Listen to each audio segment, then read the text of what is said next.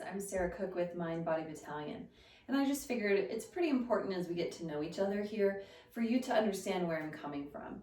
So all of the movement that I teach is really this culmination of years of experience and watching tons of bodies go through different class formats and whatnot.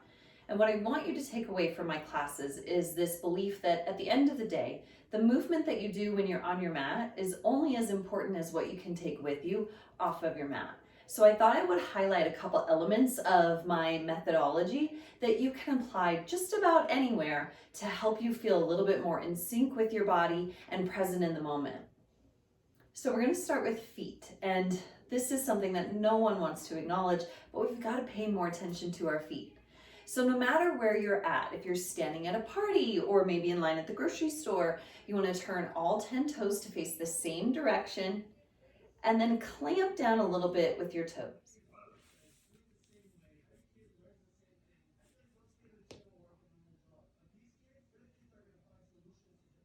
I feel the arches of my feet lift, my inner thighs start to lift, and my low belly starts to lift. So that's our base, that's our foundation.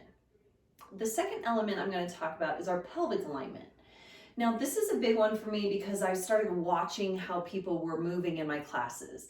And so many of my students are coming in with a slouched lower back, their pelvis is shoved forward, their shoulders hunch over, and then we're asking them to tuck their tailbones. And it just doesn't make sense to me.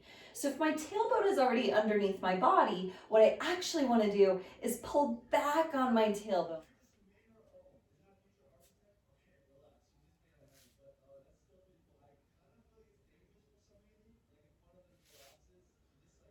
Now, if my knees are locked out and my feet are not engaged, it's kind of a moot point. So let's start back at square one. All 10 toes forward.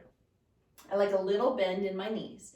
And then if your pelvis is shoved forward, you're going to move your sacrum at the back of your pelvis back so that it stacks over your knees and your ankles. So in this neutral pelvic alignment, you feel a little tone in your belly, there's a little bit of lift through all of the joints in your lower body, and without even really thinking about it, what also happened for me here is that my shoulders kind of dropped back. So that's our third point. What's going on in the thoracic cavity of the body? So if you do find that your pelvis shoves forward and your shoulders round, chances are that your rib cage is really stuck tight.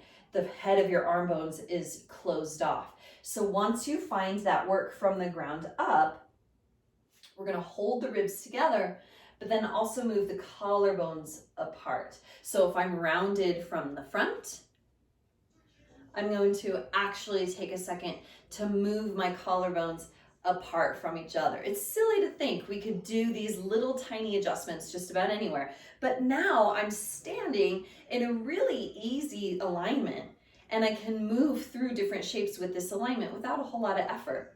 So one final thing, let's move the head over the spine. And it's not necessarily about lifting the chin. Sometimes it's just a tug of the ears backward. So toes forward, a little bend in the knees, neutral pelvis. You might have to tip the pelvis around a little bit. Hug the front ribs together, widen your collarbones, and then pull your ears back just a little bit.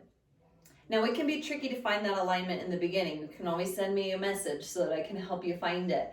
But once we do that, we send a whole new message to our structure, and our nervous system gets to relax into what is called a neutral alignment. So I hope you find this helpful. I'd love to hear from you about any challenges that you've had or how much you're loving it, and we'll see you next time.